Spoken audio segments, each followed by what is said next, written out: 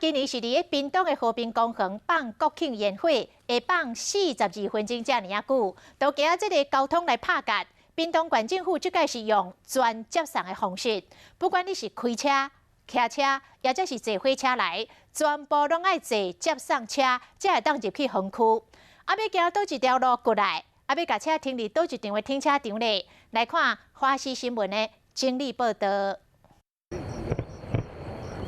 灿烂的烟火照光屏东的夜空，5分钟的国庆烟火气氛就这样壮观。相信这迄天嘞，足足有42分钟。来到这边呢，要找最好的观赏点呢，当然就是尽量往中间靠，因为站越中间呢，你的视线就越不会被挡到。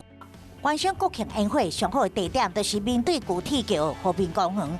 想要上好的位置，动作爱比人较紧。不管灯光想要安怎来，所有路线拢帮你整理好。选择双铁过来朋友咧，高铁坐到左营站，再去转到屏东车站。甲选择坐火车同款的，出站了后都会当坐这接送车。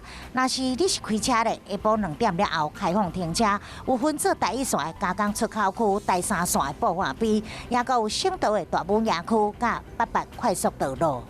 若是骑机车，同款是下晡2点过了后才有开放停车，每一个路线嘛有无同的停车位置，民众会使上网查清楚路线。机车、汽车拢停好了后，比较大平湾电话模式，所有人拢得爱坐这接送车，才会当进入园区。进出的交通它是比较道路是比较狭隘的，所以我们还是一样全区采全接驳的方式，也就是说，所有人要进到园区里面来，都必须要透过接驳的转乘这样子的方式，可能会比较方便。 300台免费接送车，10分到15分钟就有一班啦。这警察期间有志工，总共是投入3000名的人力。10月初10国庆当天的暗时，屏东市区是一份好天，民众会使带着好心情，加上好天气，做来屏东欣赏这史上上长的国庆烟火表演。